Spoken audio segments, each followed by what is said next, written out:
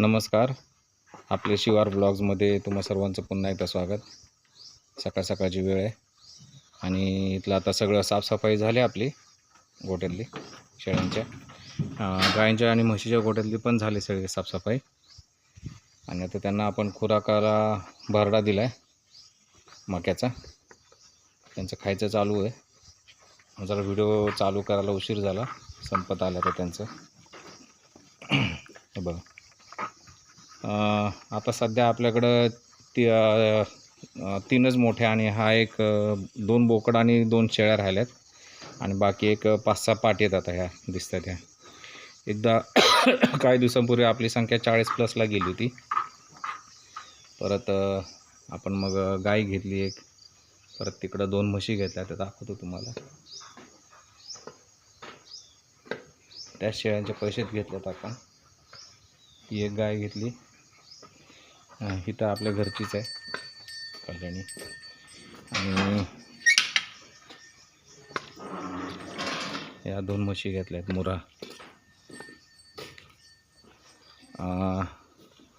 ह्यांना घेऊन पण आता झाले 5-6 महिने झाले आता ह्यांना घेऊन. तर व्हिडिओ आजच करतो त्यांचा आपण. यांची आता दुधाची कॅपॅसिटी बघा, ती जी देते ती 6-6.5 लिटर देते एका टायमाची, आणि ही देते 5.5-6 लिटर ही म्हैस.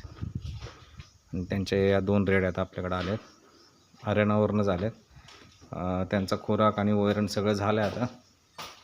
ठीक आहे, खाऊन पिऊन मोकळ्या झाल्या. आता रवंथ करतायत, रवंथ चालू आहे त्यांचा. या अशा प्रकारे गोठा आहे आपला. साफसफाई वगैरे सगळी झाली, आता शेण वगैरे सगळं काढून झाले, टाकून आलो. आता ही दुसरी गाडी भरलेली. आणि हे असं वातावरण आहे आमच्या इकडचं गोठ्यातलं. हे आमचं घर आहे.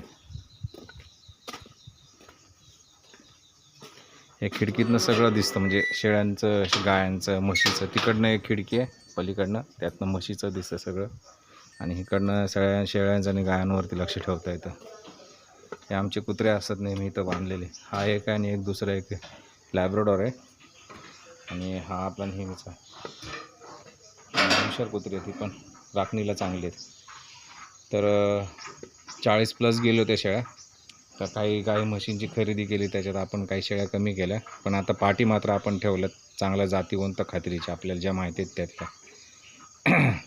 आता ही जी शेळी, हिची माहिती सांगतो. ही बिटल आहे, प्युअर बिटल आहे.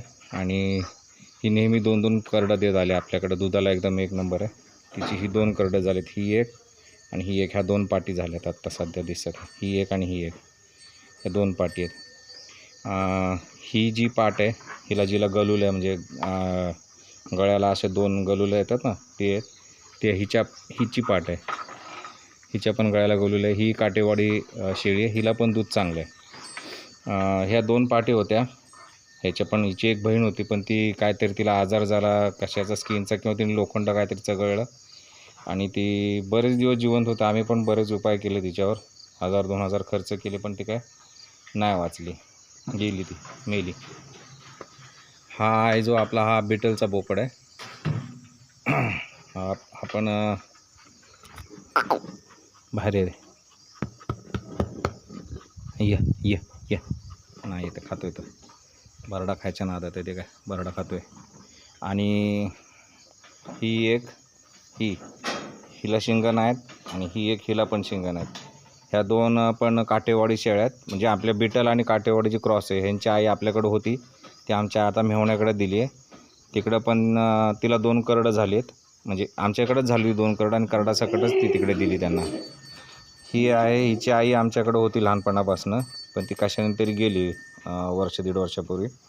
हिच्याबरोबर एक बहीण होती, ती आम्ही देऊन टाकली आणि ही ठेवली आहे घरी. कारण ही वजनाने एकदम हलकी फुलकी होती. हिला गिऱ्हाईक नाही आलं कोणी, ही राहिली ती राहिलीच आमच्याकडं. तर सध्या हा स्टॉक आहे आमच्याकडं.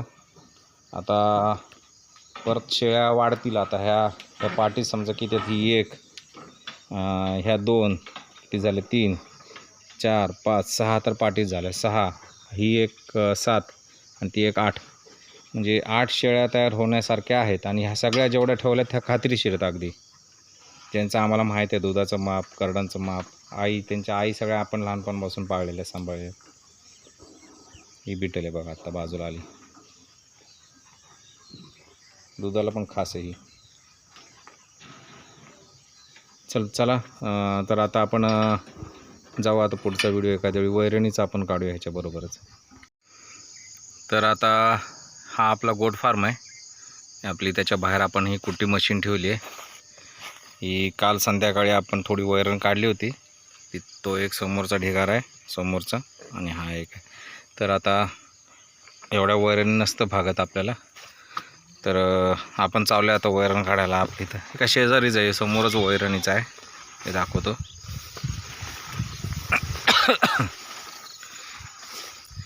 इथून पुढं जी दिसतंय का, हे सगळं आपण वैरणीसाठी लावले. ही सुबावळीचा जवळजवळ एकरभर आहे. ही सुबावळ, हातगा, तुती सगळंच लावलं आहे आपण ह्याच्यामध्ये. शेवगा पण आहे, सगळंच आहे ह्याच्यामध्ये आपलं मिक्स आहे. एकरभर आहे. आणि हा एकर वगळता हा जो पायवाट दिसते तुम्हाला, ही इथनं आपण आता असं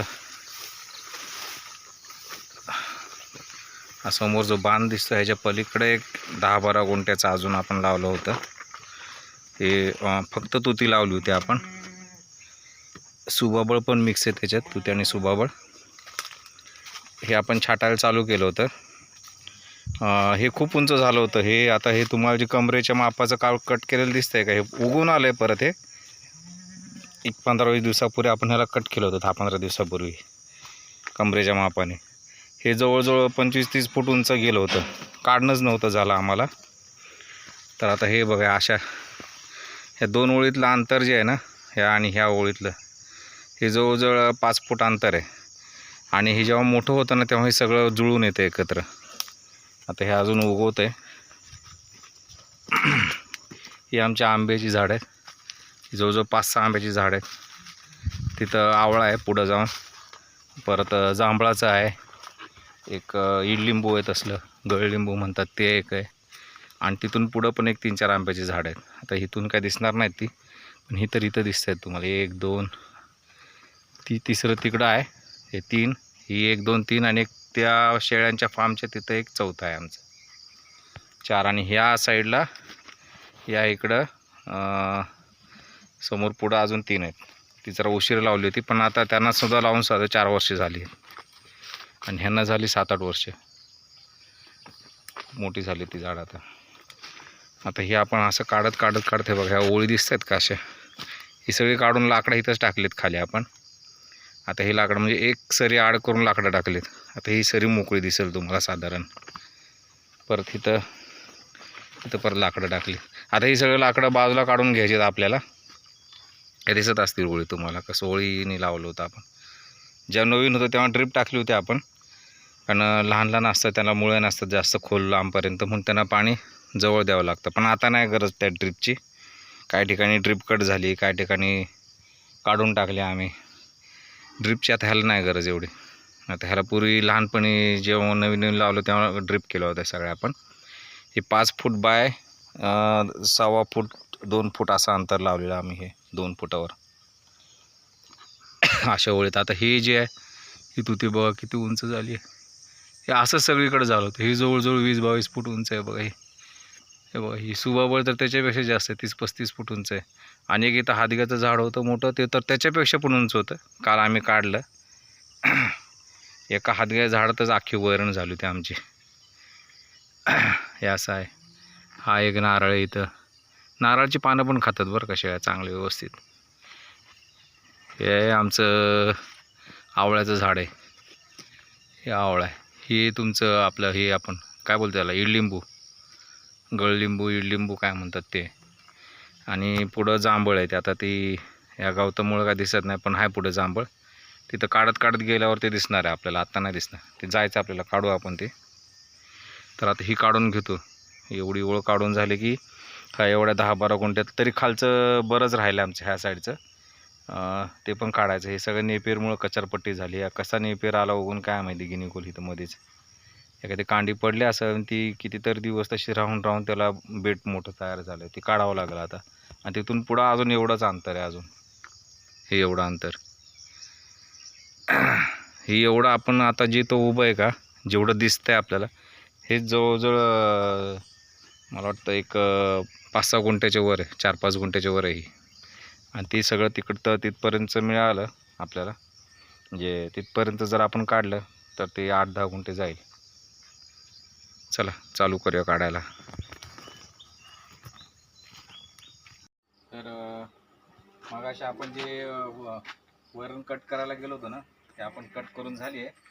आणि तुमच्या माहितीसाठी बघा, हे आता आपले हे गोट फार्मचं मेन एंट्रन्स आहे. मोठा गेट आहे हा, जवळजवळ एक 20 फूट 10-15 फुटाचा 20 फुटाचा असं त्याची लांबी आहे. आता आपण कुट्टी केली आहे, तर आपण आता त्याच्यामध्ये कुट्टी टाकून घेऊया.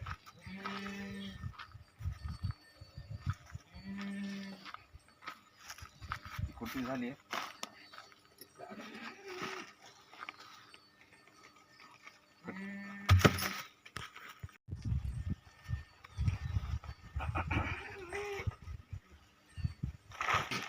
आता असं बोलूया आपण.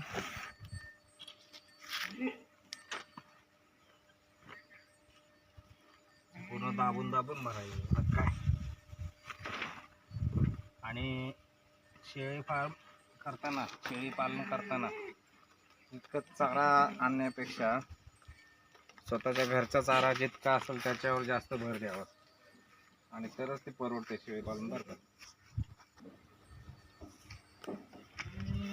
तर शेळी पालन जेव्हा कुणी करतं, नवीन करणाऱ्याचं बोलते बरं का, तर आम्हाला झाले 4-5 वर्ष होऊन गेले, आता हे 6वं वर्ष आहे.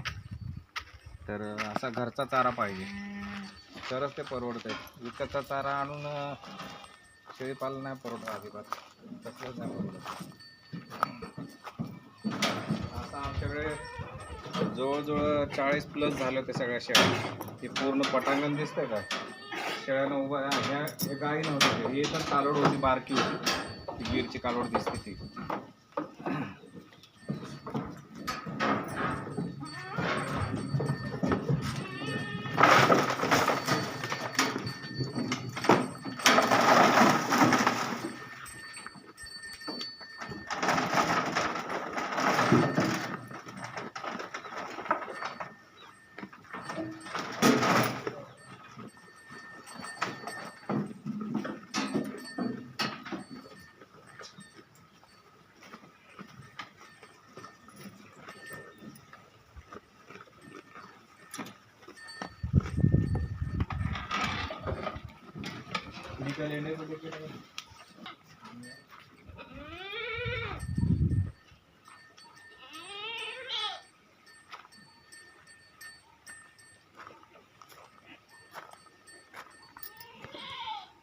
आता ही दुसरी पाटी आहे, आपण छोट्या गावांमध्ये टाकूया.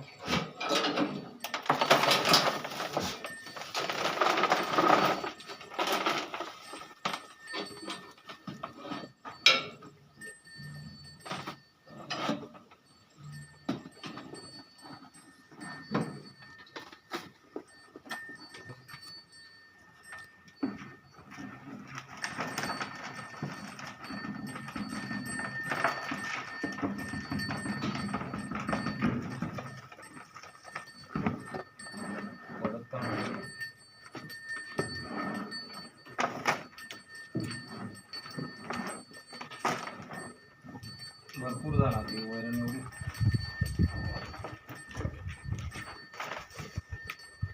एका शेळीला किमान नाही म्हणलं तरी 3-3 किलो गेले आता की वैरण.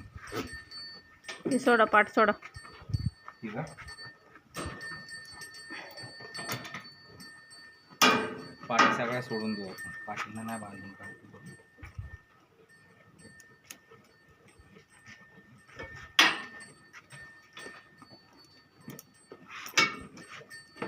असं गुंतून राहतं, तर त्यांना खाताच येत नाही.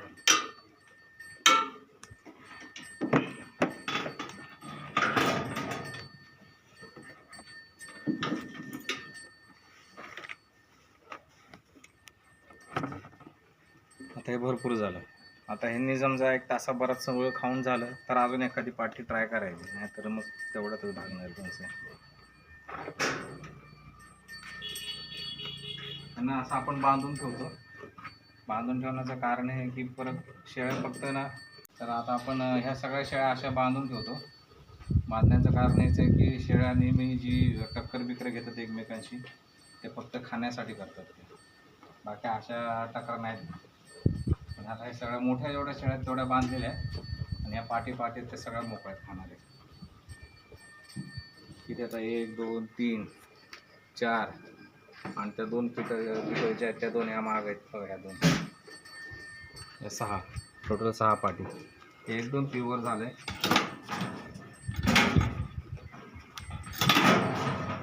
त्या 2 पाठी त्यांच्या आई लोहा कलरमध्ये, पण पाठी झाल्यात काळ्या बोकडावर गेल्यात त्या एकदम प्युअर काळे. चालू देत आहे ते खायचं. अजून संध्याकाळचं अजून बघूया आपण काय करायचं.